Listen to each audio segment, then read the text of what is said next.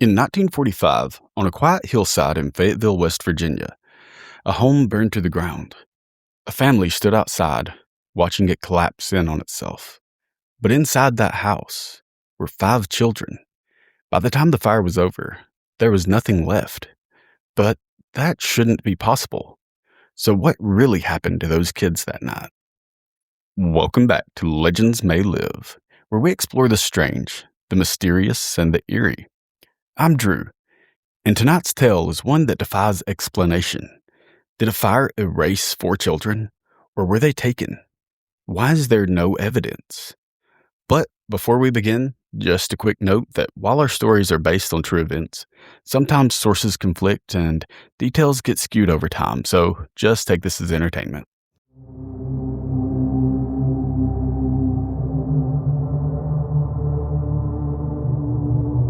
In the winter of 1945, the town of Fayetteville was the kind of place that seemed to stand still with time. Year after year, nothing much ever seemed to change. It sat quietly in the Appalachian hills, surrounded by winding roads, dense woods, and long stretches of silence. It was a cozy, quiet place where people knew each other well. It was a place where you know the barber, the shop owners, teachers, their families, and just a place where really everybody knew everything about everybody else. Not because they were nosy, though some were, but really it was because it's just the kind of tight-knit place it was. And just outside the center of town, set slightly apart from everything else, sat the Sodder house. It wasn't hidden, but it wasn't close either. Perched on a rise, it overlooked the surrounding land in a way that felt peaceful during the day and just a little too quiet at night. From that house, you could see the road, and you could watch cars pass and notice when someone slowed down or stopped, but from the road, you couldn't really see nearly as much. And that mattered more than anyone really realized, because if something went wrong up there, help wouldn't be immediate. There were no neighbors just a few steps away, close enough to hear a shout or see something unfolding in real time. Up that hill, if something happened, you were on your own. And Christmas Eve, 1945, that quiet little distance, it would become a problem no one could overcome. Because by the time anyone realized what was happening, it was already too late. The Sodder house was a full one.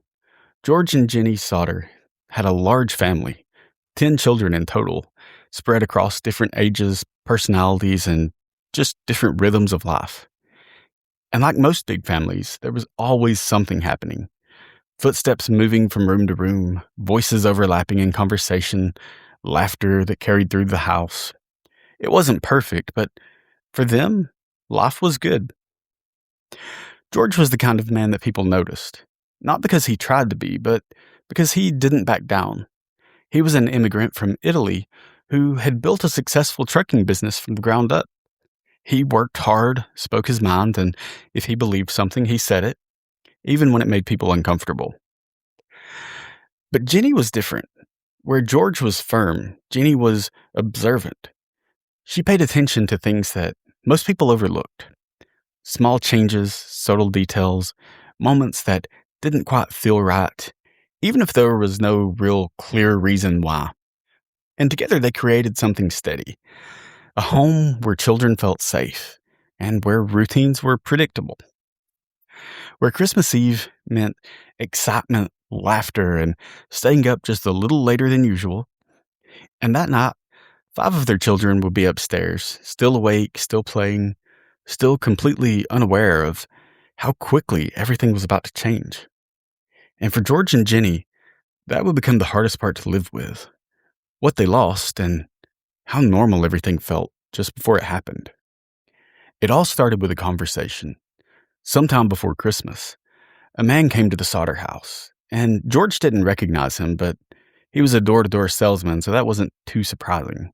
Salesmen in the 1940s often traveled a lot, moving town to town, just knocking on doors. This man was selling insurance, and at first it was ordinary. A knock at the door, a brief introduction, but George wasn't interested, and he firmly but politely told the man, no thank you. And that should have been the end of it. But instead of leaving, the man's expression changed and his tone shifted. He seemed stern. Now, what had been a routine visit suddenly felt personal. He pointed at the house and said, "Your house is going to go up in smoke, and your children are going to be destroyed." There was no confusion in his voice, just matter of fact. It didn't sound like anger, it sounded like certainty. And George dismissed it as he turned to go inside and shut the door, as weird as it was. He just chalked it up to a strange encounter with a man who didn't like to be told no. Not long after the first encounter, another man came to the Sodder house, this time more helpful rather than pushy. He pointed out some things that George hadn't noticed.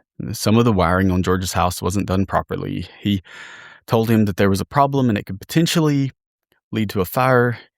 It it really did sound reasonable. Houses burned down all the time back then, and at least in comparison to today.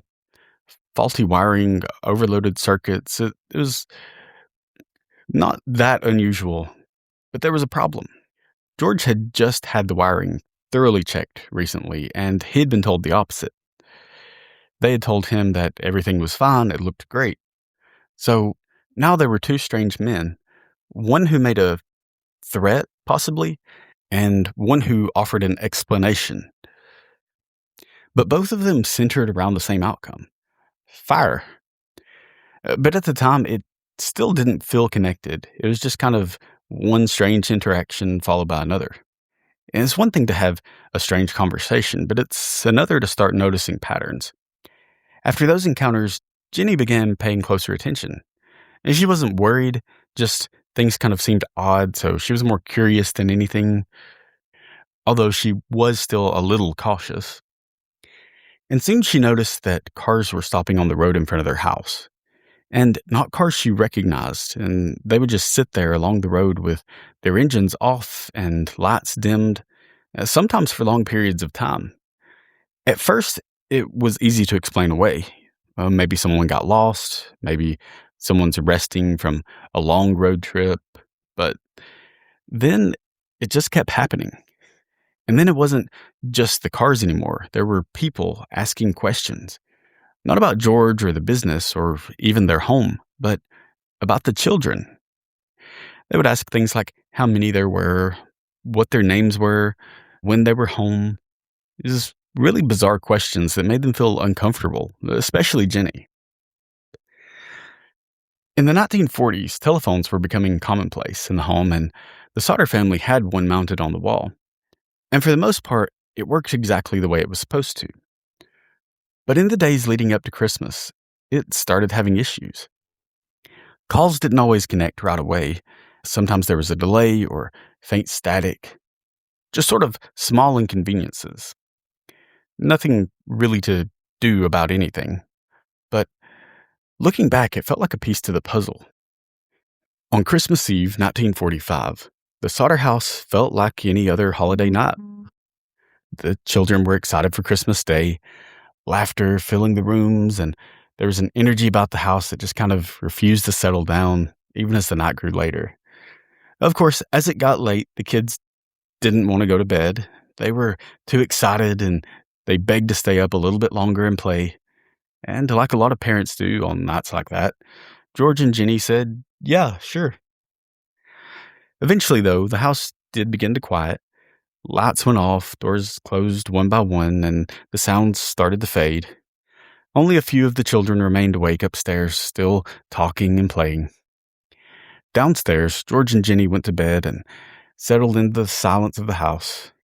Outside, the cold Appalachian night kind of wrapped around the hillside near Fayetteville, and it was still and quiet. But sometime after midnight, that silence was broken as the phone began to ring. It jolted Jenny awake, and for a moment she just listened, kind of trying to decide whether or not to get up out of the cozy warm bed, but eventually she decided that if someone was calling this late, it must be important, so she threw back the covers and groggily made her way over to the phone, and when she answered it, on the other end was a woman's voice. It was calm and casual, and she asked for someone. It was a name that Jenny didn't recognize, and Jenny told her that she had the wrong number, and that should have been the end of it. But before the line went dead, Jenny heard someone else laughing. Not close to the receiver, but in the background, and just distant enough that it kind of felt out of place for the moment. Either way, Jenny hung up the phone and she stood there for a second. The moment kind of felt eerie in the quiet and the dark. But she was too tired to care too much at the moment, so she did go back to bed. But just moments later, somewhere in the house, something caught fire. It started slow with just wisps of smoke, but it spread.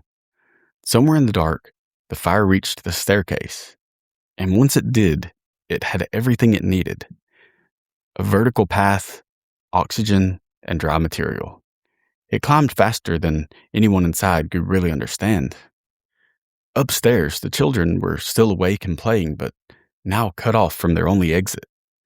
Downstairs, Jenny woke up to the smell.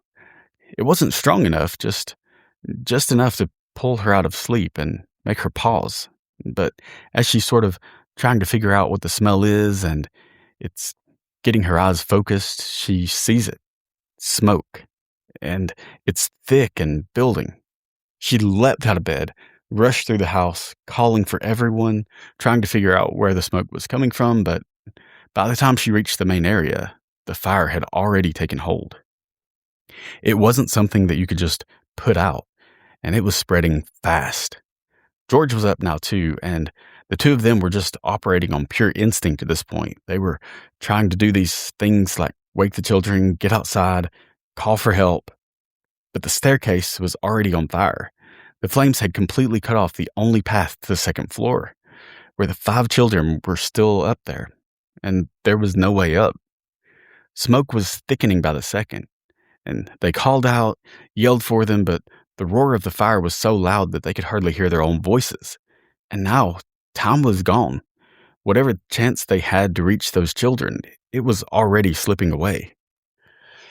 So George did the only thing he could think to do. He reached for the phone to call for help, to get someone there, anyone. But when he tried, the line was dead. No dial tone, just complete silence. And then he remembered there was a ladder. It was always there, propped against the side of the house.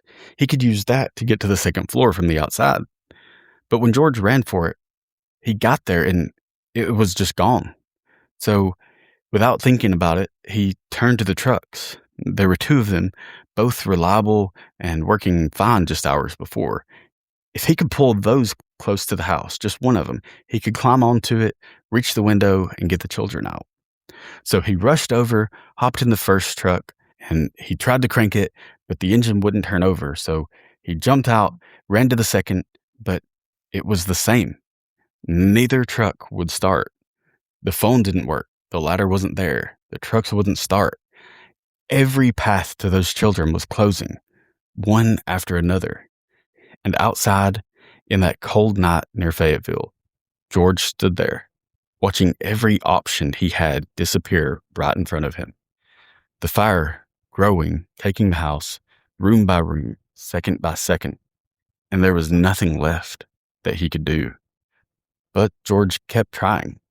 Even after the ladder was gone, even after the trucks failed, he moved closer and closer to the house, with heat pushing him back and the smoke thick enough to choke the air out of every breath.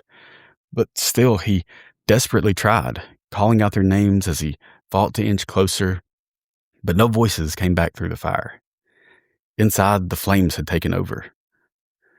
What had been rooms, walls, spaces filled with life just hours earlier were now part of something else entirely, something uncontrollable. Before long, the roof began to give way. The wood crackled under the heat and the structure weakened until it couldn't hold anymore, and then it collapsed. And just like that, the house was gone. Outside, the family stood in the cold watching, frozen in the moment of heartache and disbelief. Just there as everything they knew disappeared in front of them, including the 5 children that were still inside. By morning, the fire was gone, and what remained was quiet. The kind of quiet that follows something violent. Smoke still drifted from the ground, and it was thin and slow from what used to be a home. The family returned to what was left. stepping carefully through ash and splintered wood, looking for anything, any sign that could explain what happened. Officials began their assessment, and the conclusion came quickly. They said that it was an electrical fire, just an accident. And the 5 children, they were lost in the blaze. And under normal circumstances, that might have been the end of it. Just a tragedy, unexplainable in its timing, but not in its cause. But then they started to look closer. They searched the debris carefully and methodically. Because in fires like this, there's always something left behind. Not usually, always. There are always bone fragments, teeth, just pieces that survive, even when everything else doesn't. But here, there was nothing. No remains at all. Not a single fragment of the remains of any of the 5 children. In the days after the fire, people tried to make sense of what had happened. They tried to comfort the family any way they could, but the accident story just didn't sit right with everybody. And with an explanation that doesn't fit, it's hard to find comfort. For Jenny Sodder, it really didn't sit right. And she wasn't reacting out of panic or just refusing to accept reality. She was noticing details the same way she always had. And the more she looked at what was left behind, the less it matched what she was being told. Because if 5 children had died in that house, there should be something left. Anything. But there wasn't, and that wasn't possible. So Jenny began to go over everything again. The fire, the night, the details people were already starting to forget. And as she did, a different possibility began to take shape, slowly, piece by piece. What if the fire wasn't the end of the story, but only the beginning? At first, the explanation seemed simple. An electrical fire, fast-moving, intense, tragic. That's what they were told, and in a place like Fayetteville, that was enough for most people. Fires happened, homes were lost, and sometimes the damage was so severe that there was nothing really left to recover. But Jenny couldn't let it go, because the more she thought about it, the less it made sense. Fires destroy, sure, but they don't erase everything completely. Even in extreme conditions, there's always remnants, bone fragments, teeth, something. And yet, in the remains of that house, there was nothing. Not one fragment, not one trace, not even the smallest indication that 5 bodies had ever been there at all. And that alone was enough to raise questions, but if that was the only thing, then maybe you could just dismiss that, but it wasn't. When Jenny looked through the debris, she began to notice something else. Objects that should have been destroyed that weren't. Appliances, household items, pieces of the home that had survived the fire in ways that didn't really match the level of destruction being described. If the fire had been hot enough and long enough to completely eliminate 5 human bodies, then how could these things have remained? The logic didn't hold, and once that doubt took root, it spread, because now the question wasn't just what happened, it was what didn't happen. And if the fire hadn't done what they said it did, then something else had to explain why those children were gone. Up to this point, everything could still sort of be explained away, though not neatly. So at this point, it was already unusual, tragic, maybe even suspicious, but not definitive. That changed when they looked at the phone line. The night of the fire, when George had got up to call for help, the line was dead. And at the time, it just seemed like another failure, another thing that had gone wrong when everything else was already falling apart. But later, when the line was examined more closely, they found something that didn't fit the official story at all. It hadn't been burned. It had been cut cleanly and deliberately, not frayed, melted, or damaged by heat. Like cut, and not at the house. It was further away along the line itself, in a place where someone would have to have physically gone and climbed and made a decision to do it. And that changes everything, because an accident doesn't isolate a house from the outside world before it even begins. Someone had made sure that when the moment came, no one inside that house would be able to call for help. And suddenly, it wasn't just a fire anymore. It was something planned. On the night of the fire, when George had gone for the ladder and it was always there, but not that night, at the time it felt like chaos, like maybe someone misplaced it. But once the immediate shock had passed, it seemed deliberate as well, because ladders don't just disappear. But days later, they did find the ladder. It had been thrown down an embankment far enough away that it wouldn't be seen and couldn't be used. That wasn't an accident, because just like the phone line, it was something that had to be done before the fire. And now the pattern was undeniable.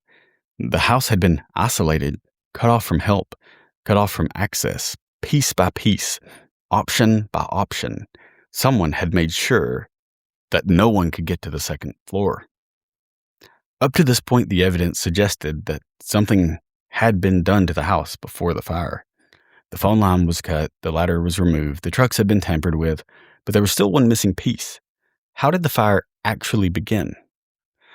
For that answer, investigators would eventually turn to a witness, someone who had been near the property that night, who said that they remembered seeing something unusual.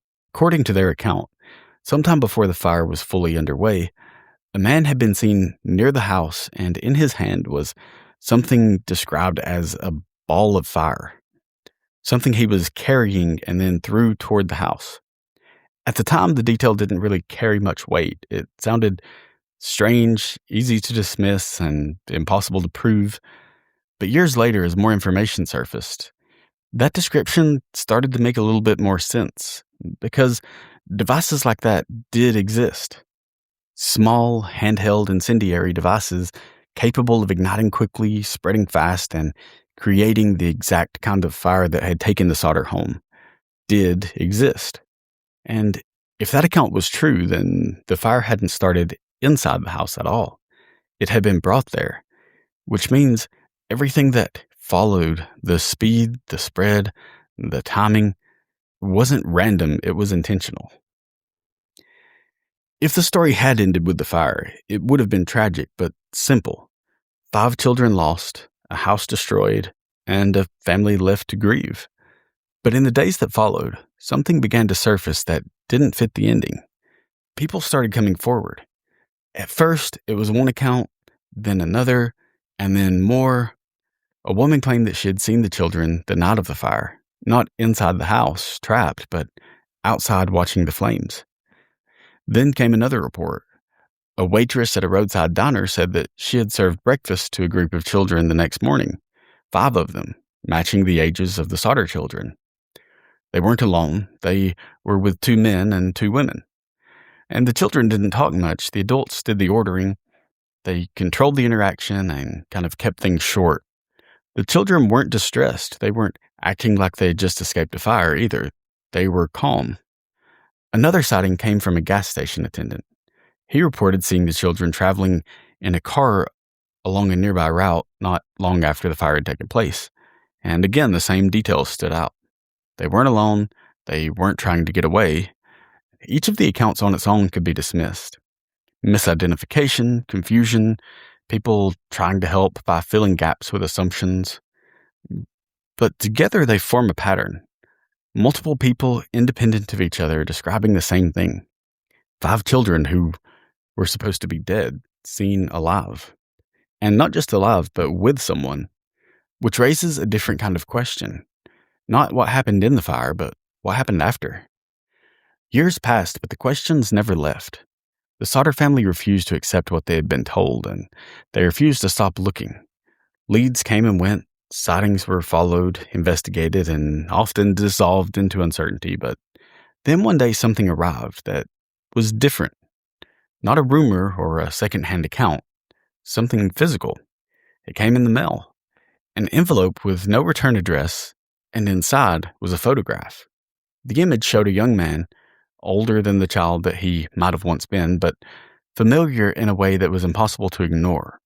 His features, his expression, the shape of his face, it all resembled one of the missing Sodder boys, Lewis.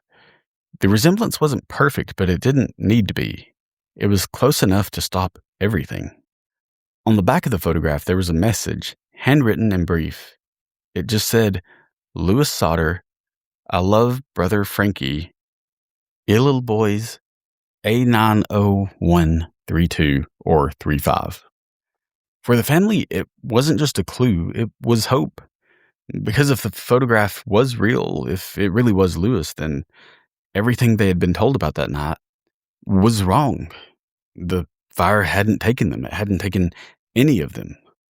But hope like that does come with a cost, because without answers, it lingers and stretches across years, and it turns every unknown into a possibility, and every possibility into something you can't let go of. And in the case of this photograph, it didn't really solve anything. It just made the mystery deeper. As the years passed and answers never came, the Sodder family made a decision.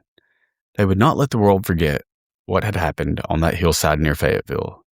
And more importantly, they wouldn't let anyone quietly accept that their children had died in that fire without proof.